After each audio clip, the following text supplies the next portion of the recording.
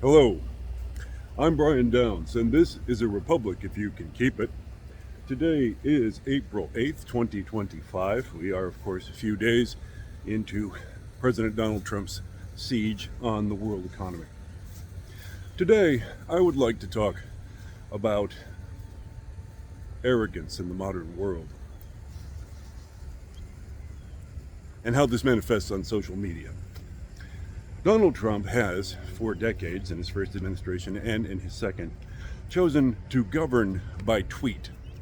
He fires off his badly punctuated, semi-literate proclamations on Truth Social, the social media platform that he owns and which he drives business to by speaking from the White House upon. This, of course, is a grotesque conflict of interest, but I don't have time for that right now. Donald Trump just fires off whatever happens to scamper through his head, as if he is the emperor of the universe. He obviously sees himself as a king. He made that post on social media as well. Long live the king, an image of Trump with a crown. Donald Trump, the sitting president of the United States. This is lunacy. This is stupidity. The President of the United States has vast resources available to him. He can have teams of experts and professionals helping him to craft his public persona, his public statements, his governing choices. He doesn't want that. He doesn't need that. He just does whatever seems like a good idea to him today. For example, his disastrous tariffs.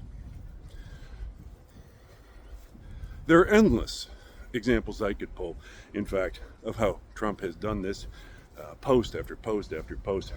But of course, most recently, as he has reacted like a toddler with petulance and anger to criticism of his titanic incompetence, he has recently posted things like, "Don't be weak, don't be stupid, don't be a panickin," a neologism of his own crafting. This is the president's advice to people who are watching their money be vaporized. This is the president's advice to people who are watching the price of everyday goods in rural Walmarts skyrocket. Don't be weak. In one particularly pithy post, the president has advised Americans that only the weak will fail. Oh, fascinating. Welcome to the United States of Thunderdrome. The actual function of a government by the people, for the people, is to serve the people and help the people, to make them prosperous, to protect them, to keep them healthy, to move them forward. But only the weak will fail. So here's the thing about that. The weak don't simply evaporate. Poor people, sick people, elderly people, they just don't go up in a puff of smoke. They beg in the streets. They turn to crime as a last resort to feed themselves. They wind up jamming up the hospitals and overburdening our already overstressed healthcare system because they had no other choice, because we decided to cut Medicaid and any number of other idiocies that this administration has inflicted on us. Only the weak will fail. Yes, but they don't go quietly away and fail somewhere else.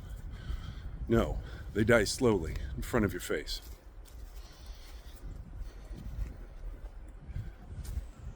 This has value, this method of governing by tweet.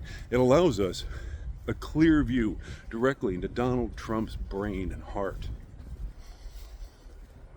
But we should take careful stock of our sanity before we contemplate that view too long.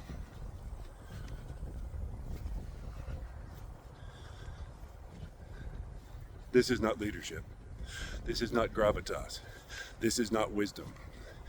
Any man with those resources should be reaching out to a large staff of professionals and experts to get their input, to take care before he acts. We should get a large group of professionals and experts to act in impeaching Donald Trump. Not just for his moronic stupidity in his social media posts, but for its any number of crimes. Stay tuned for more on this topic.